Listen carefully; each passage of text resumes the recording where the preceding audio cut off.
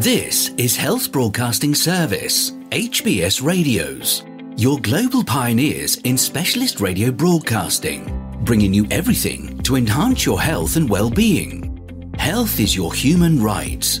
HBS, your partners in everything about your health and well-being.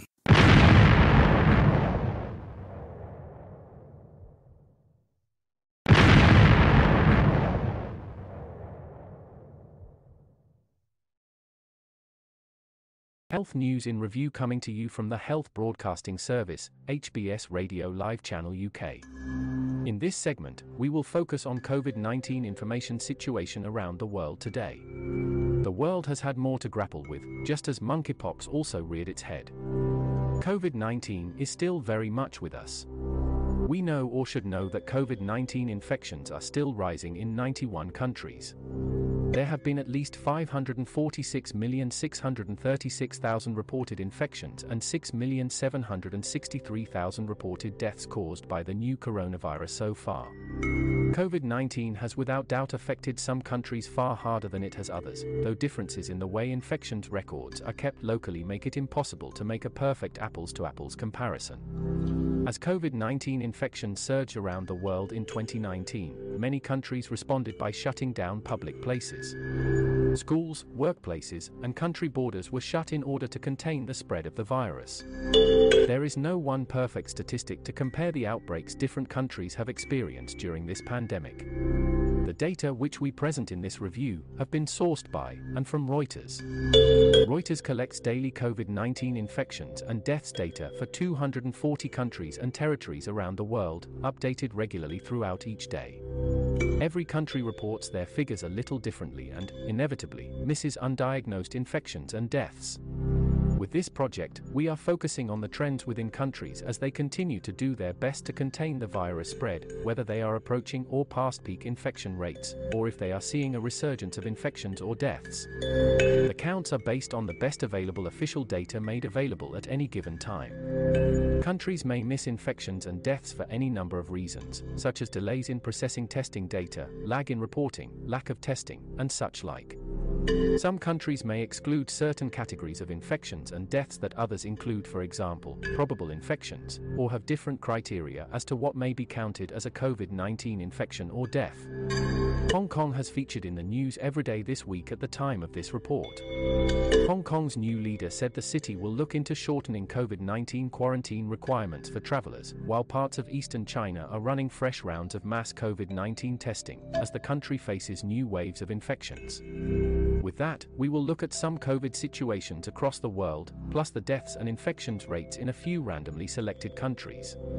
We will start with Australia. Australia is currently at 42% of peak, with 936 infections per 100,000 people according to reports in the last 7 days. The average number of new infections reported in Australia has been increasing for 7 days straight. Australia reported 33,940 new infections on average each day, 42% of the peak, the highest daily average reported on March 22, 2022. There have been 8,291,345 infections and 10,085 coronavirus-related deaths reported in the country since the pandemic began. Australia's vaccination history. Australia has administered at least 57,923,662 doses of COVID vaccine so far. Assuming every person needs 2 doses, that's enough to have vaccinated about 114.2% of the country's population. Next, we will look at Iraq. Iraq at the time of this report is 22% of peak and rising, with 47 infections per 100,000 people reported in the last 7 days at the time of this report. The average number of new infections reported each day in Iraq rose by more than 2,400 over the last 3 weeks, 20% of its earlier peak. COVID-19 infections are at the time of this report increasing in Iraq, with 2,671 new infections reported on average each day. That's 22% of the peak, the highest daily average reported on August 2, 2021. There have been 2,359,755 infections and 25,247 coronavirus-related deaths reported in the country since the pandemic began. Iraq's vaccination record. Iraq has administered at least 18,636,865 doses of COVID vaccine so far. Assuming every person needs 2 doses, that's enough to have vaccinated about 23.7% of the country's population. Last but not the least in our random country selection, we will turn our focus on Uganda. Uganda leads the world in the daily average number of new deaths reported, accounting for 1 in every 4 deaths reported worldwide each day. Uganda is currently at 6% of peak, with 3 infections per 100,000 people reported in the last 7 days. Uganda crosses 5,000 reported coronavirus-related deaths. Uganda is reporting 198 new infections on average each day, 6% of the peak, the highest daily average reported on August 19, 2021. There have been 167,088 infections and 7,081 coronavirus-related deaths reported in the country since the pandemic began. During the last week reported, Uganda averaged about 15,895 doses administered each day. At that rate, it will take a further 558 days to administer enough doses for another 10% of the population. Uganda's vaccination history. Uganda has administered at least 21,490,654 doses of COVID vaccine so far. Assuming every person needs 2 doses, that's enough to have vaccinated about 24.3% of the country's population. Please note that the data on the vaccine rollout sourced by Reuters is reported by the number of doses of coronavirus vaccines administered, not the number of people who have been vaccinated. Because most vaccines require 2 doses and many countries have different schedules to deliver the second dose, we don't know with this data how many people have ultimately received both doses. We will now look at the continents, starting with Asia Pacific. Asia Pacific. Hong Kong will look into shortening COVID-19 quarantine requirements for travelers, while still aiming to curb the spread of the virus and prevent hospitals from being overwhelmed, the city's new leader John Lee said on Tuesday.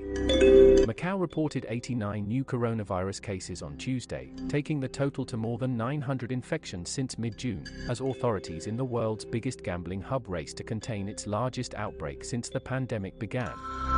Next, Europe. The number of new COVID-19 infections in Romania nearly doubled over the last week, with a peak of 10,000 daily cases expected in mid-August, Health Minister Alexandru Rafila said on Monday. Russia will lift COVID-19 restrictions on entry into the country starting on July 15, the government's coronavirus task force said on Monday. Americas. U.S. health regulators will not require companies to submit new clinical trial data on COVID-19 vaccines that target the now dominant BA.4 and BA.5 Omicron subvariants to authorize those shots, but will instead rely on studies showing the efficacy of targeting the earlier BA.1 subvariant, a top official said on Thursday. And next, Africa and the Middle East. Thousands of pilgrims started arriving in the holy city of Mecca in Saudi Arabia on Friday, among some 1 million Muslims expected to attend the 2022 Hajj pilgrimage season after 2 years of major disruption caused by the pandemic. Medical developments. Coronavirus vaccines tweaked to include the Omicron variant strain can improve protection when used as a booster, the European Medicines Agency and other global health regulators said. Finally, we will summarize the economic impact of the coronavirus on the global market. China will set up a state infrastructure investment fund worth 500 billion yuan, $74.69 billion to spur infrastructure spending and revive a flagging economy, 2 people with knowledge of the matter told Reuters on Tuesday.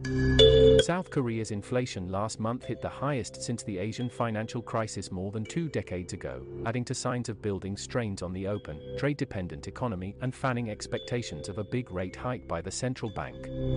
Asian shares inched up on Tuesday morning as positive economic data and hints of easing Sino-US tensions offered some respite to the recent sell-offs, though persistent fears about a global recession and sky-high inflation kept most buyers at bay.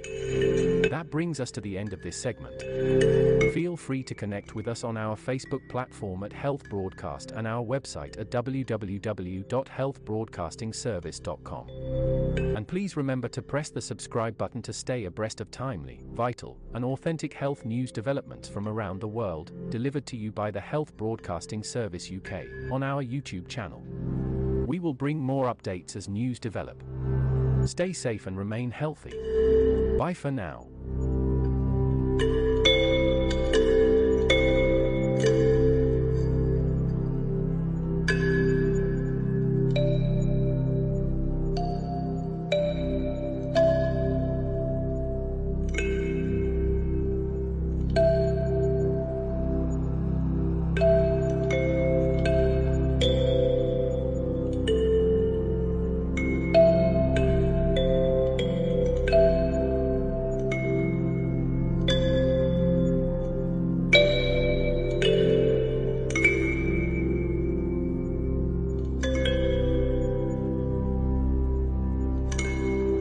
You've been watching the Health Broadcasting Service YouTube channel. Your channel of excellence and distinction. Pioneering specialist radio broadcasting. Giving you the best experience. Subscribe to our channel.